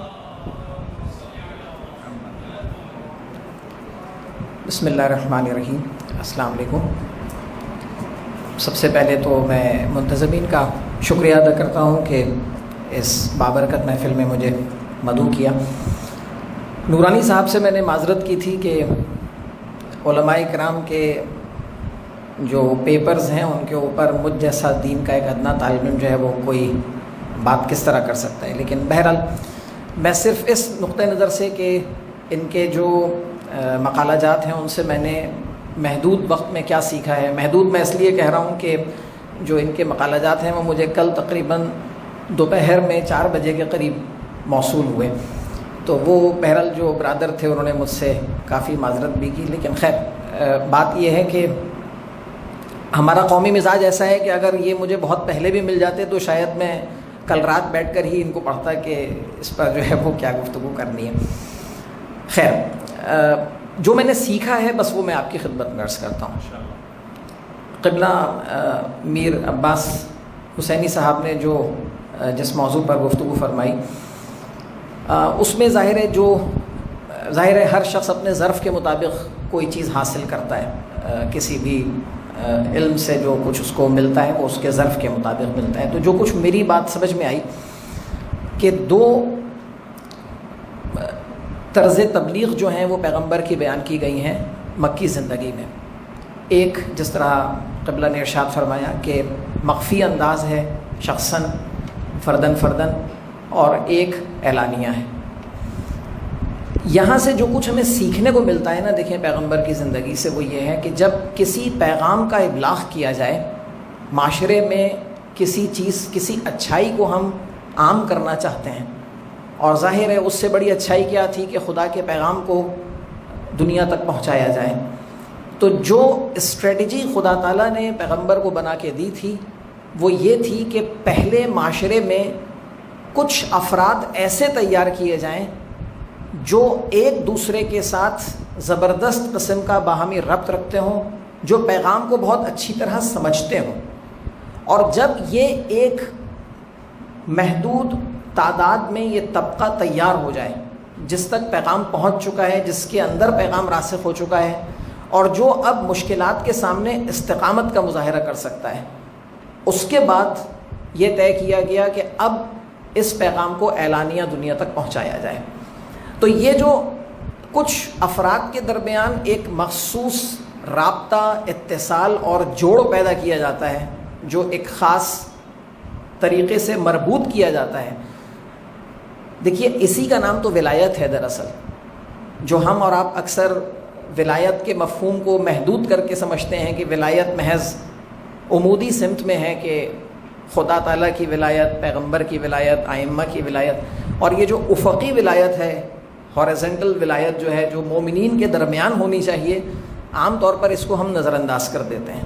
پیغمبر نے وہ ایجاد کی ولایت، اور جب وہ ولایت ایجاد کر دی تو اب ایک گروہ ایسا تیار تھا جو ایک انسان ساز معاشرے میں اپنا کردار ادا کر سکتا تھا۔ تو ظاہر ہے اب وہ قبلہ نے جو بتایا کہ سیرت ابن ہشام میں جو تذکرہ ہے کہ اولین ایمان لانے والوں میں جو افراد شامل ہیں، میں اسے کچھ دوسری نظر سے اس طرح دیکھتا ہوں کہ ظاہر ہے مولا کائنات تو کل ایمان ہے، تو وہ اس کو ہمیں اس طرح بیان کرنے کی ضرورت ہے کہ ایمان کا اظہار کیا مولا کائنات نے اس عمر کے اندر، جس طرح سے پیغمبر نے اپنی نبوت کا اعلان اور اظہار کیا، ظاہر نبی تو وہ ہمیشہ سے تھے، اسی طرح مولا کائنات نے اپنے ایمان کا اظہار کیا ہے، وہ تو کل ایمان ہے۔ دوسرا جو مقالہ مولانا مجاہد حسین صاحب نے پیش کیا، اس کے متعلق ظاہر ہے کہ اس سے مجھے وہ پیغمبر کی حدیث ثقلین مشہور یاد آ گئی کہ قرآن اور اہل بیت ایک دوسرے کے ساتھ جڑے ہوئے ہیں، اور جب تک ہم ان کے ساتھ متمسک رہیں گے ہم جو ہے وہ گمراہ نہیں ہوں گے۔ اب ظاہر ہے اس کی بہت ساری تشریحات اور تعبیرات کی جا سکتی ہیں کہ جڑا ہونے کے کیا معنی ہیں۔ ایک ظاہری تشریح یہ ہے کہ قیامت تک قرآن مجید بھی موجود ہے اور خدا کی حجت بھی موجود ہے، اور یہ ظاہر ہے جہاں بہت سارے اس کے مظاہر ہیں، بہت ساری اس کی تشریحات ہیں، ان میں سے ایک تشریح یہ بھی ہے کہ قرآن اور اہل بیت ایک ہی پیکیج ہے، ایک کمپلیٹ پیکیج کا نام ہے۔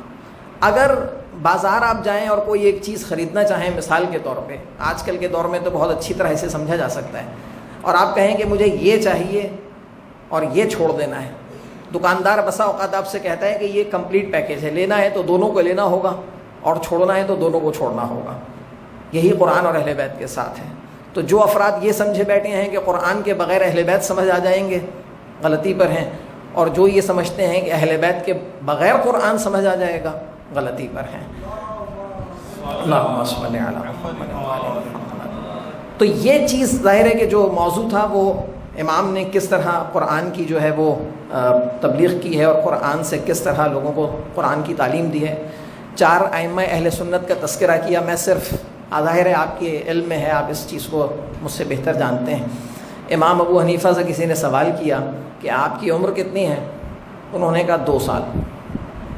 تو جو سننے والا تھا وہ حیران ہوا، اس نے کہا آپ کی عمر 2 سال، آپ کیوں بتا رہے ہیں؟ ظاہر ہے وہ سمجھتا تھا کہ اس میں کوئی معنی پوشیدہ ہیں۔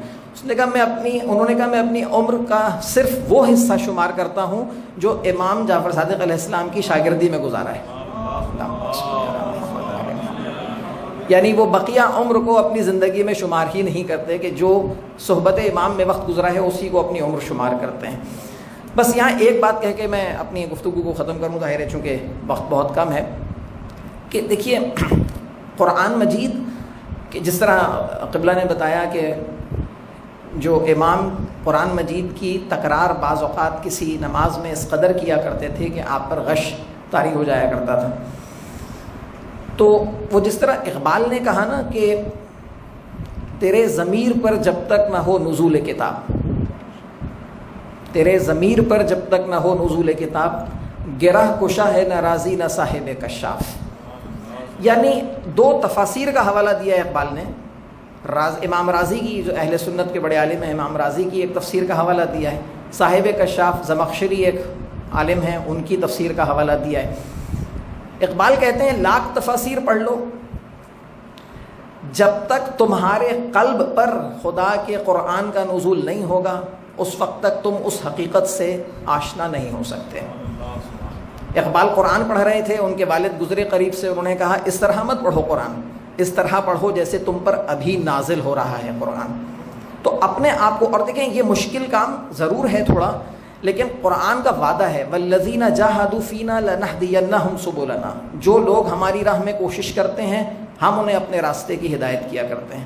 تو اگر انسان کنیکٹ ہونا چاہے خدا تعالیٰ سے، دیکھیں ایک نزول کے معنی تو یہ ہیں، علماء تشریف رکھتے ہیں، میں جسارت کر رہا ہوں اس موضوع پر لب کشائی کر کے، لیکن صرف بچوں کو سمجھانے کی خاطر عرض کر رہا ہوں اگر علماء کی اجازت ہو، کہ دیکھیے ایک نزول تو مکانی نزول ہے. یعنی ہم نزول سے یہ سمجھتے ہیں کہ کوئی چیز بلندی سے زمین نیچے کی طرف آئی ہے، پستی کی طرف آئی ہے. مثال کے طور پر کوئی چیز 5ویں منزل سے پہلی منزل پر آ جائے، ہم کہیں نزول ہوا ہے. قرآن کا نزول ان معنوں میں نہیں ہے. قرآن کا نزول ان معنوں میں ہے کہ جیسے مثال کے طور پہ قبلہ تقریر کر رہے ہوں، اب انہوں نے تو ہماری سہولت کے لیے مشکل الفاظ استعمال نہیں کیے اور بہت ہی سہل اور سلیس انداز میں گفتگو فرمائی، لیکن اگر یہ کبھی اپنے طلباء کے درمیان موجود ہوں، جو گفتگو کا انداز ہوگا وہ ظاہر ہے عوام میں گفتگو کا وہ انداز نہیں ہوگا. تو جب عوام میں گفتگو کرتے ہیں تو معنی کو نیچے لے کر آتے ہیں، تھوڑا سا نزول کرتے ہیں معنی کا. پروردگار عالم نے جو قلب پیغمبر پہ قرآن نازل کیا ہے وہ پیغمبر کے لیے نازل نہیں کیا، ائمہ کے لیے نازل نہیں کیا، میرے اور آپ کے لیے نازل کیا ہے. اس معانی کا نزول کیا گیا ہے. ورنہ قرآن خود گواہی دیتا ہے کہ انہ لقرآن کریم فی کتاب مکنون لا یمسہ الا المطہرون تنزیل من رب العالمین. تو یہ قرآن تو وہ ہے جسے سوائے مطہر افراد کے کوئی اس حقیقت کو پا نہیں سکتا. اگر یہ قرآن نازل نہ کیا جاتا اس حقیقت کا ادراک پیغمبر اور ائمہ اس وقت بھی کر سکتے تھے، کیونکہ ان کی پہنچ تھی اس حقیقت تک. یہ نزول میرے اور آپ کے لیے ہوا ہے. تو اگر میرے اور آپ کے لیے نزول ہوا ہے اور ہم جس حقیقت کا نزول میرے اور آپ کے لیے ہوا ہے اور اس سے ہم دور رہیں، جس طرح اقبال نے کہا تھا کہ گر تو می خواہی مسلمان زیستن نیست ممکن جز بقرآن زیستن، اگر مسلمان والی زندگی گزارنی ہے تو قرآن مجید سے دور رہ کر مسلمان والی زندگی نہیں گزاری جا سکتی. بس یہاں پر میں بات کو ختم کروں اور اس دعا کے ساتھ، دیکھیے میں بھی ایک بہت ظاہر ہے میرے بالوں سے شاید آپ کو اندازہ نہ ہو رہا ہو، لیکن ایک زمانہ تھا جب میں نے بھی نجفی لائبریری کے تحت جو امتحانات تھے ان سے بڑا استفادہ کیا اور ان سے اپنی دینی معلومات میں اضافہ کیا ہے. ظاہر ہے یہ بہت پرانی بات ہو گئی، لیکن دیکھیں ایک واقعاً لائبریری کا کیا کردار ہو سکتا ہے کہ دینی امتحانات کے انعقاد سے لے کر اس طرح کے سیمینار اور بچوں کے تقریری مقابلے اور ان میں اس طرح کا شوق کہ وہ دینی معلومات کو نہ صرف حاصل کریں اپنے اندر جذب کریں. تو یہ ظاہر ہے تمام افراد جو ہیں وہ لائق مبارک ہیں، بالخصوص نورانی صاحب کا کردار اس میں بہت لائق صد تحسین اور آفرین ہے. اور اللہ تعالیٰ سے دعا ہے کہ اللہ تعالیٰ ان کی توفیقات میں اضافہ فرمائے اور ان کی ان کوششوں کا انہیں بہترین اجر عطا فرمائے. الہی آمین. والسلام علیکم.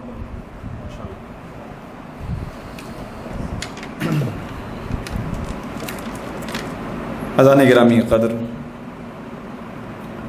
مہمانان گرامی کے نہایت ہی شکر گزار ہیں، بالخصوص حجت الاسلام المسلمین آقا میر عباس حسینی، حجت الاسلام المسلمین آقا مجاہد حسین دامانی، اور آخر میں خطاب فرمایا نہایت ہی ادب و احترام کے ساتھ واجب الاحترام جناب سید شہاب تہذیب جعفری صاحب کا. اور آپ تمام آئے ہوئے جہاں پر تشریف لائے ہوئے مومنین کا بھی شکریہ ادا کرتے ہیں نجفی کیسٹ لائبریری اور نجفی ہال والوں کی جانب سے. پروردگار ہماری اس عظیم عبادت کو اپنی بارگاہ میں قبول فرمائے انشاءاللہ. ایک باواز بلند صلوات ہدیہ کیجئے محمد و آل محمد. آخر میں انتظامیہ کی جانب سے ایک تحائف کا سلسلہ ہے. سب سے پہلے میں آقا مجاہد حسین دامانی سے التماس کروں گا کہ وہ اپنے ہی مقام پر رہیں. انشاءاللہ انہی کے ہاتھ سے بعض جو ہے وہ تحائف تقسیم کرنے ہیں. سب سے پہلے میں ملتمس کروں گا آقا میر عباس حسینی سے کہ وہ آئیں اور اپنا تحفہ وصول فرمائیں آقا مجاہد سے. آپ دے دیں آقا مجاہد کو. اور اب میں التماس کروں گا آقا میر سے کہ آقا میر عباس حسینی صاحب سے کہ آقا مجاہد کو بھی اپنے ہاتھوں سے صلوات بھیجیے. محمد و آل محمد اللہم صلی علی محمد و آل محمد. آقا مجاہد سے التماس کروں گا کہ برادر محترم سید شہاب تہذیب جعفری صاحب کو تحفہ دیں. اب چونکہ آقا مجاہد جو ہیں وہ ہمارے ساتھی ہیں, بس ان سے کہوں گا کہ آپ کھڑے ہی رہیے, انعامات ابھی کچھ ہیں جو تقسیم کر رہے ہیں. برادر محترم برادر ثنا اگر موجود ہیں تو تشریف لائیے, اپنا تحفہ وصول فرمائیں. اچھا نہیں آپ آ جائیں, میں پھر نام ثنا بھائی ہیں. اچھا اس کے بعد ملتمس ہوں برادر محترم فراز سے کہ وہ بھی تشریف لائیں, اپنا تحفہ وصول فرمائیں.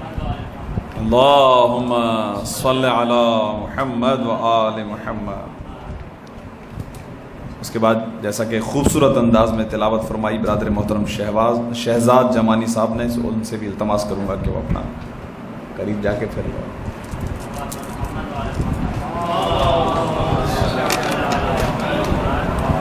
اس کے بعد بہترین انداز میں نظامت کر رہا تھا تو میں اپنے آپ سے التماس کرتا ہوں کہ صلوات بھیجیے محمد.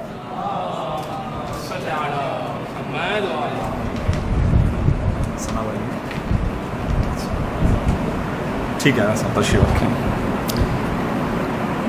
چونکہ دو بڑی ہستیوں کی مناسبت سے یہ جشن منعقد تھا اور جشن بالکل جو ہے وہ اپنے آخری مرحلے میں, اور دعائے امام زمانہ کے لیے بھی انشاءاللہ میں التماس کروں گا شہزاد جمانی صاحب سے مختصر جو ہے وہ رسول مقبول کے لیے اور امام جعفر صادق کے لیے ایک بہترین کلام ہے. 2 اشعار صرف آپ کی خدمت میں پیش کر کے گفتگو کو ختم کر رہا ہوں کہ صداقتوں کا جہاں ہیں محمد و جعفر. محمد و جعفر یعنی محمد اور جعفر. صداقتوں کا جہاں ہیں محمد و جعفر, امیر کون و مکان ہیں محمد و جعفر. یہی ہیں زینت محراب و زینت منبر, یہی ہیں زینت محراب و زینت منبر, کلام حق کی زباں ہیں محمد و جعفر. نماز ان پہ درود و سلام بھیجتی ہے, حسینیت کی اذاں ہیں محمد و جعفر. کفیل بخشش امت نجات کے ضامن, سفیر امن و امان ہیں محمد و جعفر. ازل میں گونجتی تھی ایک صدائے کن فیکون, اسی کا سر نہاں ہیں محمد و جعفر. دلوں سے غیبت و نفرت کو دور کرتے ہیں, حسد پہ گرز گراں ہیں محمد و جعفر. فروغ امن و محبت کے پاسباں دونوں, فصیل ملک امان ہیں محمد و جعفر. اور میری حیات کا مقصد ہے, میری حیات کا مقصد ہے نوکری ان کی, میری سکونت جاں ہیں محمد و جعفر.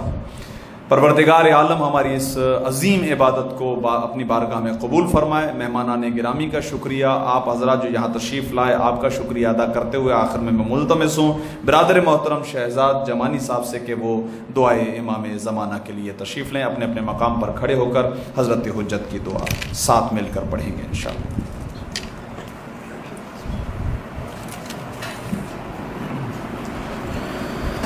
بسم اللہ الرحمن الرحیم. اللہم کن لولیک الحجۃ ابن الحسن صلواتک علیہ وعلی آبائک فی هذه الساعة وفي كل ساعة وليا وحافظا وقائدا وناصرا ودليلا وعينا حتى تسكنه أرضك طوعا وتمتعه فيها طويلا برحمتك يا أرحم الراحمين بحق محمد وآله